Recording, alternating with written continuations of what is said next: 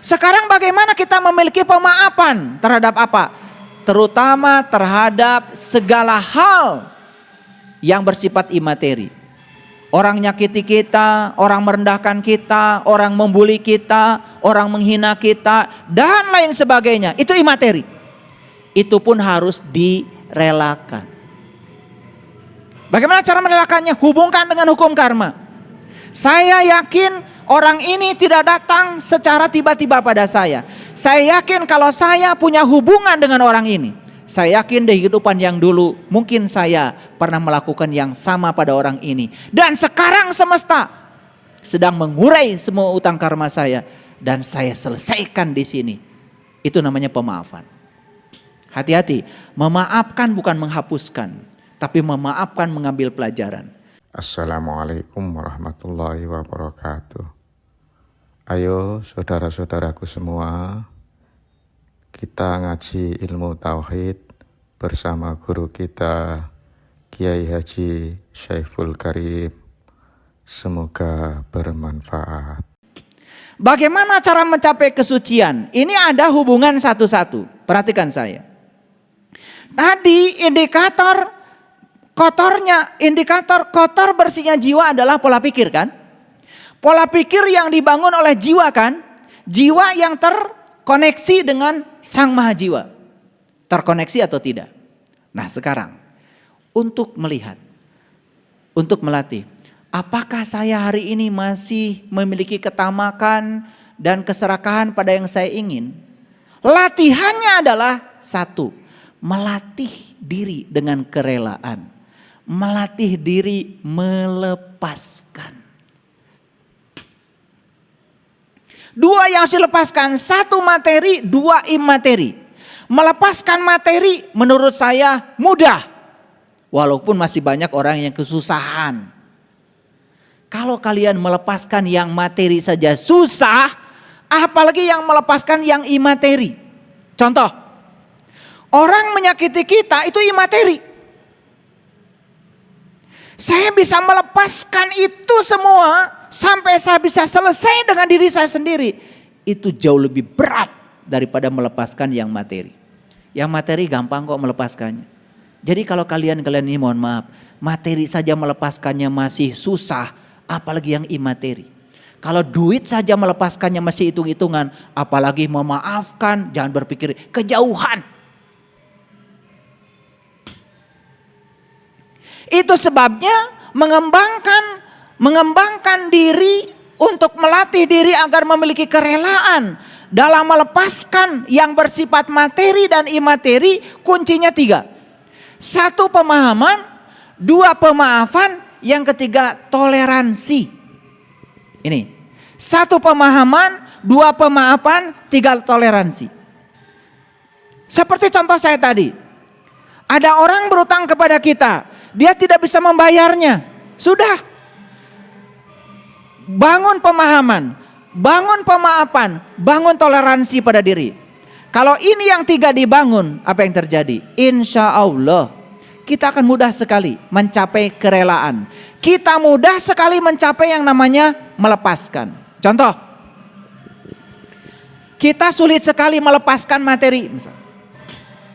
Pahami oleh kita. Materi itu apa? Misalnya uang. Yuk kasih pemahaman. Saya banyak uang buat apa? Ayo tanya pada diri kita. Saya mengumpulkan uang banyak buat apa? Yuk tanya pada diri kita. Bukankah semua yang kita kumpulkan akan ditinggalkan? Beri pemahaman diri. Yang akan saya bawa bukan yang saya kumpulkan. Yang saya akan bawa adalah yang saya bagikan. Yang akan saya bawa adalah yang saya berikan untuk menolong orang lain. Yang membuat orang lain bahagia. Pahami, pelepasan materi akan terjadi. Sekarang bagaimana kita memiliki pemaafan terhadap apa? Terutama terhadap segala hal yang bersifat imateri. Orang nyakiti kita, orang merendahkan kita, orang membuli kita, orang menghina kita, dan lain sebagainya. Itu imateri. Itu pun harus direlakan. Bagaimana cara merelakannya? Hubungkan dengan hukum karma. Saya yakin Orang ini tidak datang secara tiba-tiba pada saya. Saya yakin kalau saya punya hubungan dengan orang ini, saya yakin di kehidupan yang dulu mungkin saya pernah melakukan yang sama pada orang ini. Dan sekarang semesta sedang mengurai semua utang karma saya dan saya selesaikan di sini. Itu namanya pemaafan. Hati-hati, memaafkan bukan menghapuskan, tapi memaafkan mengambil pelajaran.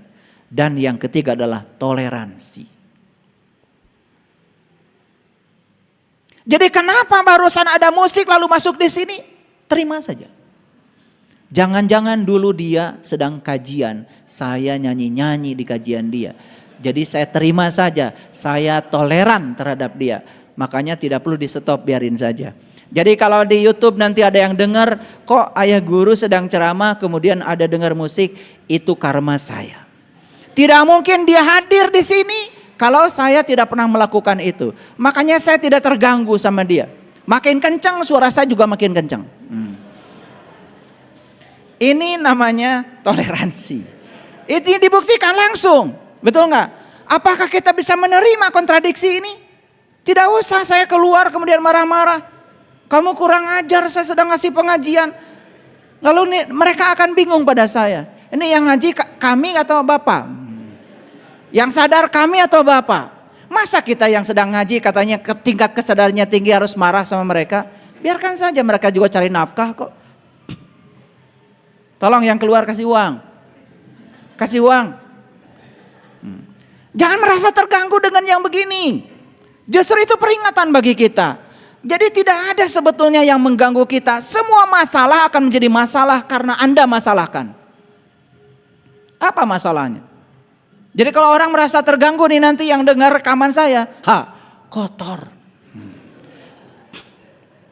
Ini ujian karena ini ceramahnya apakah jiwa Anda suci atau kotor. Langsung ada ujiannya. Apa enggak keren semesta itu?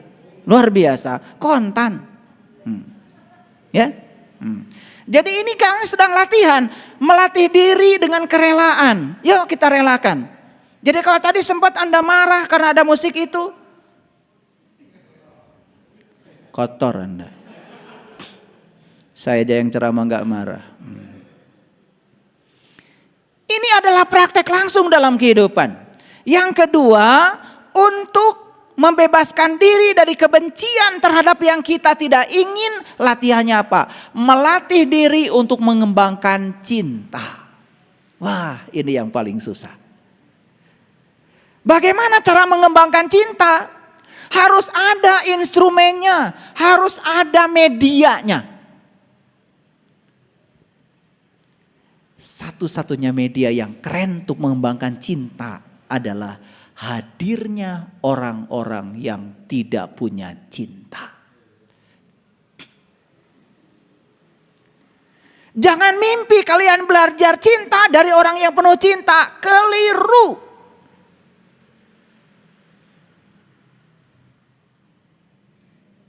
Jadi sekarang tanya pada dirimu, kenapa saya kok dipersatukan dengan orang-orang yang semacam ini? Keras kepala, kalau ngomong menyakitkan, kalau ngomong selalu menusuk-nusuk, merendahkan, menghina, bla bla bla dan lain sebagainya. Sekarang kau lihat, itu sarana semesta untuk mengembangkan cintamu. Kau lari dari mereka, gagal kalian mengembangkan cinta. Apa yang kalian lakukan selama ini? Hanya berteman dengan orang-orang yang baik padamu.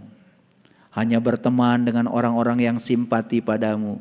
Hanya berteman dengan orang-orang yang menyanjung-nyanjungmu. Itu gagal belajar mengembangkan cinta.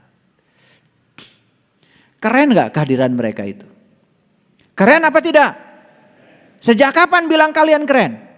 Sejak sekarang. Kemarin-kemarin boro-boro keren. Bawaannya manyun aja. Baru tahu hari ini, ternyata ya Allah terima kasih telah Engkau hadirkan orang-orang yang luar biasa dalam kehidupanku. Ternyata ini adalah guru-guru yang sangat keren untuk mengembangkan cintaku. Lihat, sehari-hari kita berinteraksi. Saya sedang menyelesaikan urusan tanah BSI di Jelekong, berinteraksi dengan si A, si B, si C, si D. Saya pandang mereka semua adalah guru-guru saya yang keren-keren. Saya tidak tolak kehadiran mereka. Saya ikuti saja. Kenapa? BSI jadi di Jelekong atau BSI tidak jadi di Jelekong, dua-duanya akan saya tinggalkan. Gak peduli saya. Yang akan saya bawa adalah pelajaran yang saya dapat selama proses membangun itu. Itu yang akan melekat dalam diri saya. Apakah di sana nanti akan terbangun gedung-gedung yang hebat? Gak peduli saya. Atau tidak jadi dibangun? Gak peduli saya. Yang penting hari ini saya bisa apa, itu yang saya lakukan. Dan hari ini saya berinteraksi dengan banyak orang untuk menguji kesabaran saya. Itu yang akan saya bawa kalau saya bisa ambil pelajaran. Makanya Anda bertanya sama saya, apakah Kampung Paniisan BSI itu akan terbentuk berapa lama lagi? Pertanyaan yang tidak pernah saya jawab. Gak penting. Yang penting adalah apa yang bisa saya lakukan hari ini, saya lakukan. Saya berinteraksi dengan siapa saya hari ini, saya sabar. Saya layani semuanya. Itu yang akan saya bawa, itu yang akan mendewasakan saya. Bukan hasilnya. Jadi dibangun, gak jadi dibangun, dua-duanya akan saya tinggalkan. Yang enak dan yang gak enak, dua-duanya saya tinggalkan. Orang baik dan yang tidak baik, dua-duanya saya tinggalkan. Rumah saya bagus atau rumah saya tidak bagus, dua-duanya saya tinggalkan. Rumah kontrakan atau bukan kontrakan, dua-duanya ditinggalkan. Kata anak muda, so what? Gitu loh. Mau apa lagi? Apa yang membuat Anda masalah? Semua masalah adalah karena kita menciptakan masalah dengan pikiran kita sendiri. Jadi sekarang kalian tahu rumusnya? Semua masalah berawal dari jiwa yang kotor. Jadi kalau orang sudah jiwanya bersih, gak ada masalah.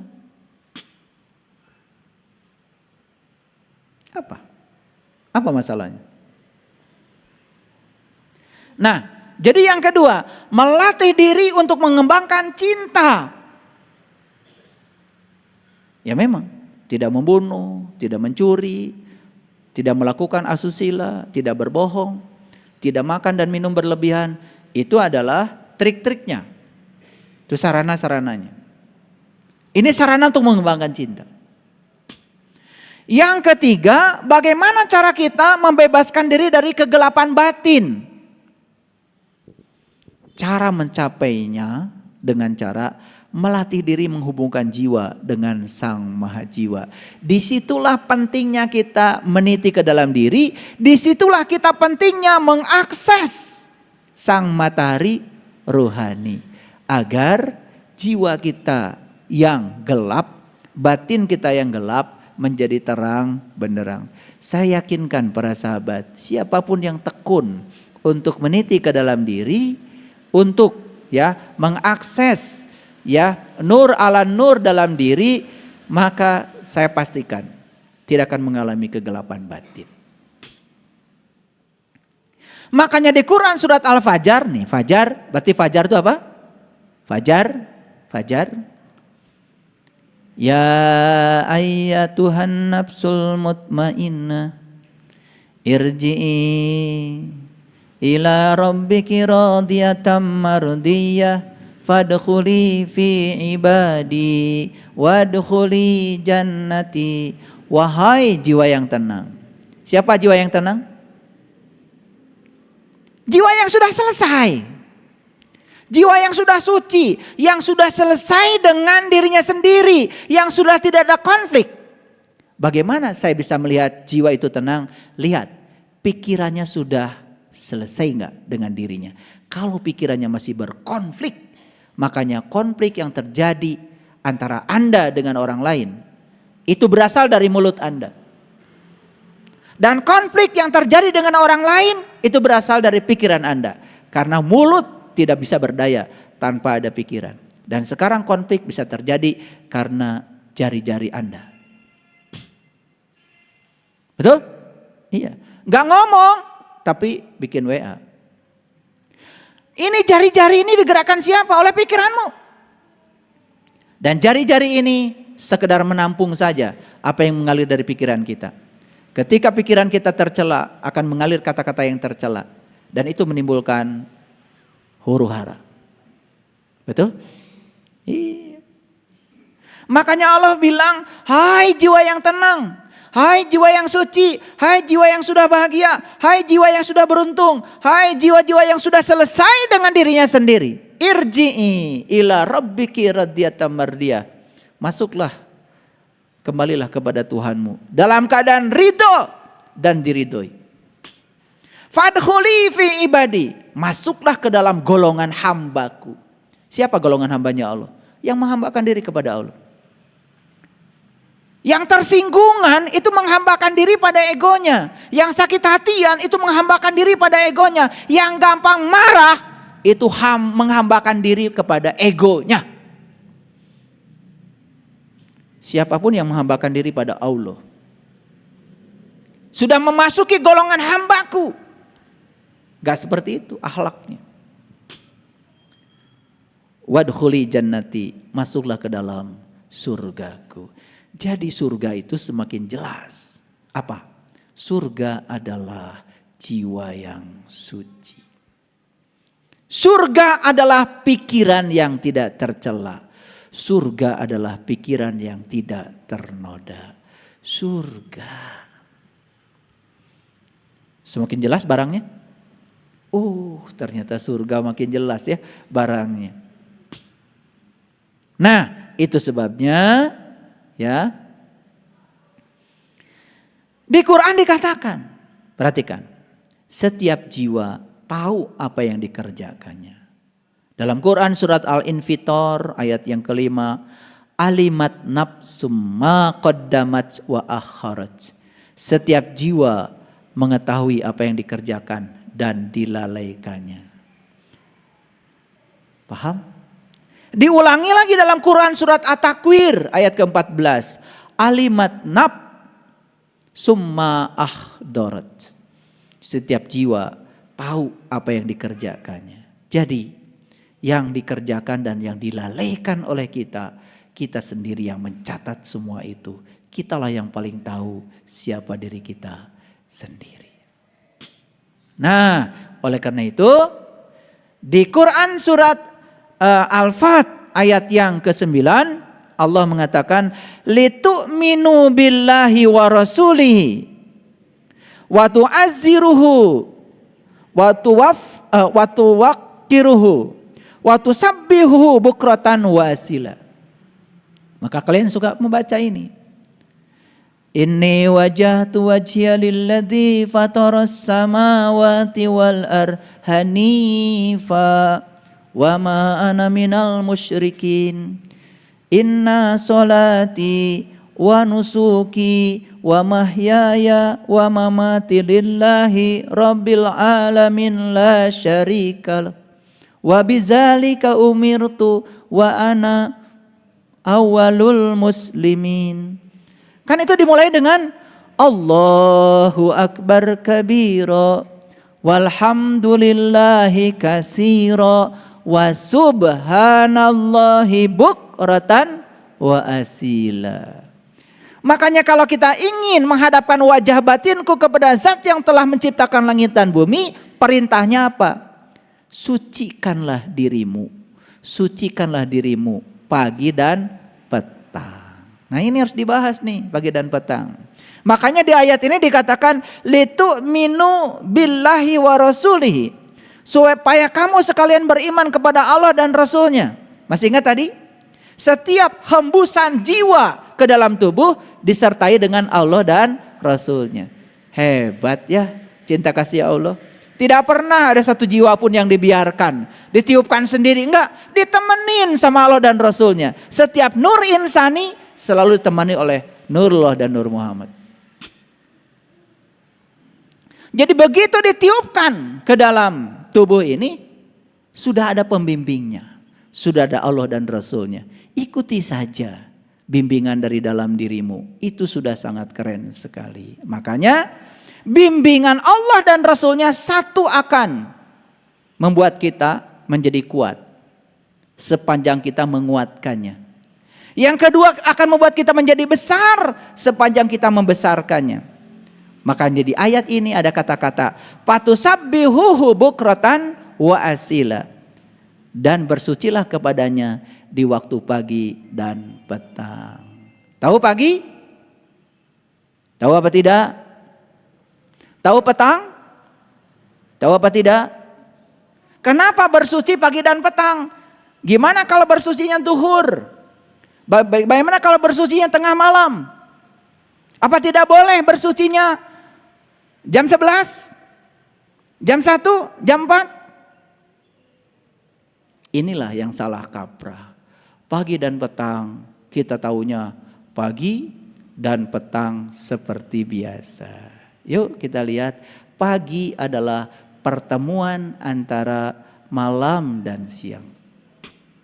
Petang, pertemuan antara siang dan malam. Dua-duanya sama, bertemu dengan gelap, bertemu terang. Hidup kita tuh begitu terus. Yang abadi adalah terang dan gelap. Jadi bagaimana cara kita bersuci pagi dan petang? Lihat saya semuanya. Sekarang usaha kita sedang lancar. Terang apa gelap? Terang. Tiba-tiba usaha kita tidak lancar. Gelap apa terang? Ketemulah terang dan gelap. Di situ kesucian jiwamu diukur. Begitu berpindah dari pagi dan petang, kemudian uring-uringan, marah, meronta-ronta, kotorlah jiwamu. Sekarang tadi mana? Usaha lancar, usaha tidak lancar. Apakah setelah usaha tidak lancar berikutnya apa? Usaha lancar lagi. Berarti gelap bertemu dengan terang. Dari tidak lancar ke lancar. Disitulah kesucianmu diuji lagi. Terang gelap, gelap terang, terang gelap, gelap terang. Terus bersiklus. Selama pertemuan itu mau terang dengan gelap, gelap dengan terang, kamu tidak ternoda. Kamu tetap suci. Itulah yang dikatakan bersucilah pagi dan petang. Kalian menerjemahkan ayat ini. Pagi bersuci, petang bersuci. Lagian bersucinya ngapain? Jam 11 saya mau marah-marah gak apa-apa. Karena perintahnya cuma pagi dan petang. Loh kenapa kamu jam 4 tadi marah-marah? Karena perintahnya pagi dan petang. Makanya ya sudah saya marah. Itulah salah kaprah. Karena yang benar kaprah gak ada.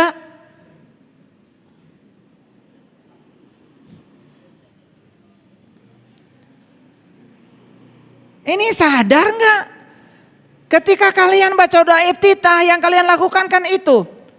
Waktu takbiratul ihram Allahu Akbar. Kan diteruskan. Allahu Akbar kabiro. Walhamdulillahi kasiro. Wa subhanallahi bukratan wa asila. Sucikan Allah pagi dan petang. Apa Allah perlu disucikan oleh kamu? Bukankah yang perlu disucikan tuh yang kotor? Jadi cara menyucikan Allah itu bukan sekedar baca subhanallah. Cara menyucikan Allah itu artinya sadari olehmu bahwa satu-satunya yang bisa menyucikan dirimu adalah Allah. Oleh karena itu pandang apapun yang terjadi, karena di belakangnya ada Dia. Dapat siang ada Dia, dapat malam ada Dia, dapat siang lagi ada Dia, dapat malam lagi ada Dia. Sudah, karena di belakangnya ada Dia, maka selalu saja kita sadar la ilaha illallah.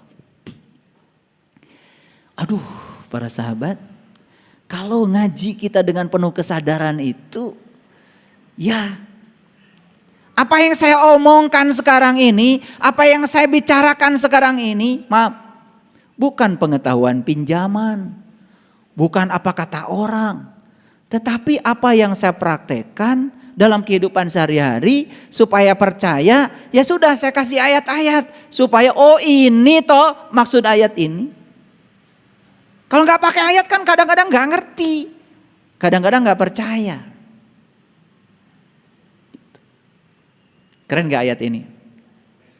Supaya kamu sekalian beriman pada Allah dan Rasulnya. Gimana cara beriman pada Allah dan Rasulnya? Gak cukup saya iman, gak cukup. Dengarkan bimbingannya. Rasakan kehadirannya setiap saat. Lalu inilah yang akan membuat kita kuat. Ini yang membuat kita besar.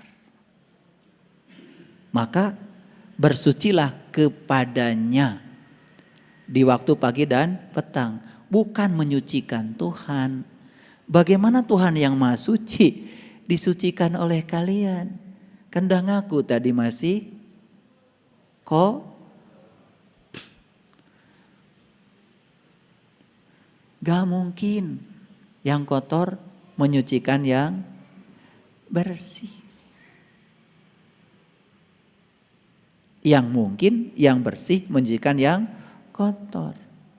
Jangan bangga kalau habis sholat baca subhanallah 3-3. Cepat lagi gak disadari.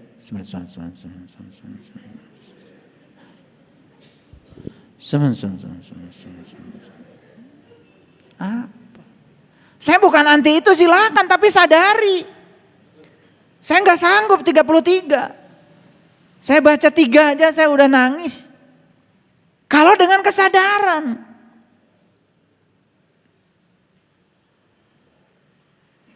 Merasakan kehadirannya, merasakan kesuciannya. Duh, karena kalau segala sesuatu dikembalikan kepada Dia, semuanya jadi suci.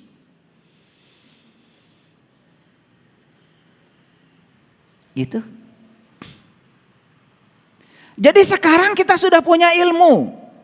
Bagaimana kita memahami apakah kita ini suci atau kotor? Gunakan 3 instrumen. 1, apakah saya masih tamak terhadap yang saya ingin? 2, apakah saya masih benci pada yang tidak saya ingin? 3, apakah saya mengalami kegelapan batin yang menimbulkan saya salah persepsi, salah proyeksi? Sudah jujur pada diri, oh ternyata saya masih memiliki kotoran jiwa. Yuk, sekarang kita terapi kotoran itu. 1, latih diri kita dengan kerelaan untuk melatih diri agar tidak tamak dan rakus pada yang kita inginkan. Kerelaan ada 2, kerelaan materi, kerelaan yang imateri. Kerelaan yang imateri, gunakan pemahaman, gunakan pemaafan, gunakan toleransi. Yang kedua,